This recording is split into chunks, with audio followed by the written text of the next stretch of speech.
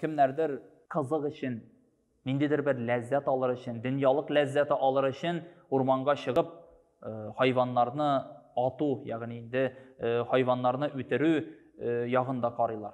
Bu da elbette dürüst fikir tügül.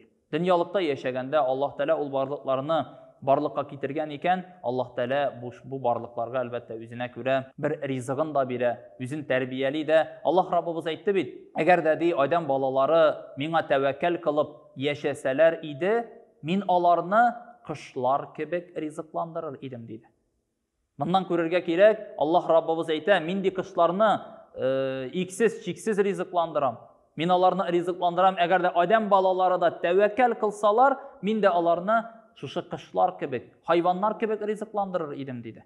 Şuna göre Allah Rabbimiz elbette her bir barlıklarını şuşu dünyaya yaratkan iken kışlar mı ol, hayvanlar mı alarının barısında rizıklandırışı.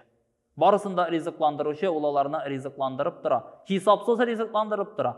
Karasak uramda mı, başka yerde mi, her bir yerde kışlar da, hayvanlar da yaşaylar, bir nindi de, akşaları da yok, kibitleri de yok, kibitke de kirmeyler, Allah Teala'larını rizıklandıra. Allah Teala rizıklandıra, alarga şula yok. Kırtlarını biren indidir. Hem indi kişiler tarafından mı rizıklarga irişeler, bular barsı da Allah Teala'dan birilgen, kışlarga, hayvanlarga birilgen Allah Teala'nın bir nimeti. Allah Rabbimiz biz şu Kur'an ayeti arkalı aytdı. Eğer de adam balaları tevekkel kılsalar, mina tapşırıp yaşasalar, minalarını kışlar kebek rizıklandırırmın dedi. Yani kışlar kebek, kışlar da şulay yok. Rizıklanalar Allah Teala'nın alar bilgen Allah Teala'nın bir nimeti bilen rizıklanalar. Şuna göre bu bizning için bir misal.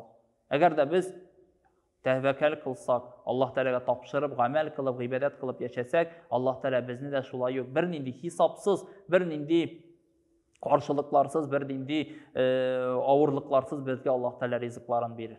Şuna göre bu dünyada yaşaganda her bir adam balası da elbette Allah Teala'nın bergen rizıkları, nimetleri bilen rizıklana, şu rizıklarımızı da kirek urunda faydalanıp, israf kılmayışı, amel kılıp, ibadet kılıp yaşarga da Allah Teala nasip etse idi.